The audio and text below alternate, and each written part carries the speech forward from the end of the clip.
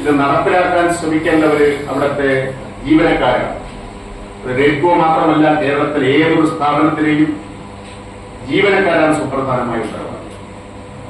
ഓണത്തിന് 3 മാസത്തെ ശമ്പളം കൊടുക്കാൻ സാധ്യമാവാത്ത ഒരു സാഹചര്യം ഉണ്ടായപ്പോൾ ഏത് വിധേനയും ഓണത്തിന് ശമ്പളം കൊടുക്കണം എന്ന ഭരണസമിതിയുടെ ഇച്ഛാശക്തിയുടെ അടിസ്ഥാനത്തിലാണ് റെഡ്കോവിന്റെ ഒരു യൂണിറ്റാണ് മാവിലായി കറി പൗഡർ ഫാക്ടറി.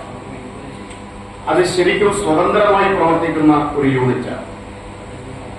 ആ യൂണിറ്റും സർക്കാരിന്റെ പ്രധാനപ്പെട്ട സഹായത്തോടു കൂടിയാണ് ചെറിയൊരു അഭിവൃദ്ധി പ്രാപിച്ചത്. കോവിഡ് കാലം മുതൽ അതും വലിയ നഷ്ടത്തിലായിരുന്നു ആദ്യകാലത്തൊക്കെ. ഇപ്പോൾ നിങ്ങൾ അറിയേണ്ട ഒരു പ്രധാനപ്പെട്ട പ്രശ്നം, 3 മാസത്തെ ശമ്പളം കൊടുക്കാൻ കറി പൗഡർ ഫാക്ടറിയിലെ അസംസ്കൃത വസ്തുക്കൾക്ക് നൽകാനുള്ള തുക 1.25 കോടി രൂപ ആ മാവിലായി ഫാക്ടറിയിൽ നിന്ന് വായ്പ വാങ്ങി ശമ്പളം കൊടുത്തിരിക്കുകയാണ്. ഇപ്പോഴുള്ള പ്രശ്നം എന്താണെന്ന് ചോദിച്ചാൽ,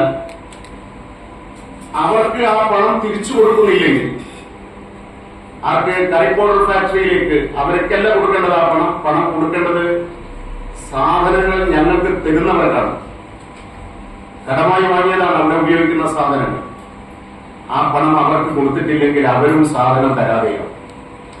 ഇങ്ങനെ കടം വാങ്ങിയിട്ട് കടം വീട്ടാൻ പറ്റാത്തൊരു സാഹചര്യമുണ്ട്.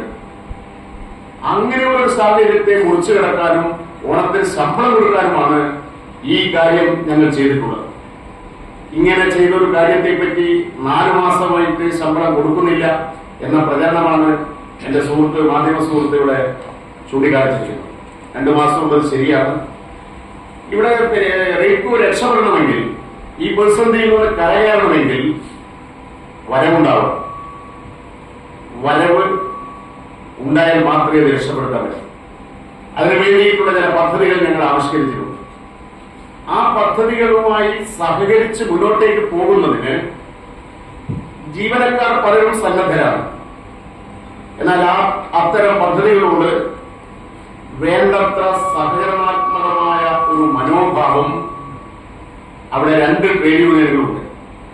അവരുടെ ഭാഗത്തു നിന്ന് ഉണ്ടാവണമെന്ന് പലകുറി ഞങ്ങൾ അവരോട് അഭ്യർത്ഥിച്ചതാണ്. ഇപ്പോഴും ഞങ്ങൾ അവരുടെ നേതാക്കളോട് ഞങ്ങൾ അഭ്യർത്ഥിച്ചുകൊണ്ടിരിക്കുന്നുണ്ട്. ഇനിയിപ്പോൾ നിങ്ങളുടെ സാന്നിധ്യത്തിലും ഞങ്ങൾ പറയുന്നത്, ഈ സ്ഥാപനം ജീവനക്കാരുടേതാണ്. ഈ സ്ഥാപനം മുന്നോട്ടേക്ക് പോകണമെങ്കിൽ എല്ലാവരും കൂടി യോജിച്ച് പ്രവർത്തിക്കണമെന്നുള്ള കാര്യവും മാധ്യമ സുഹൃത്തുക്കളോട്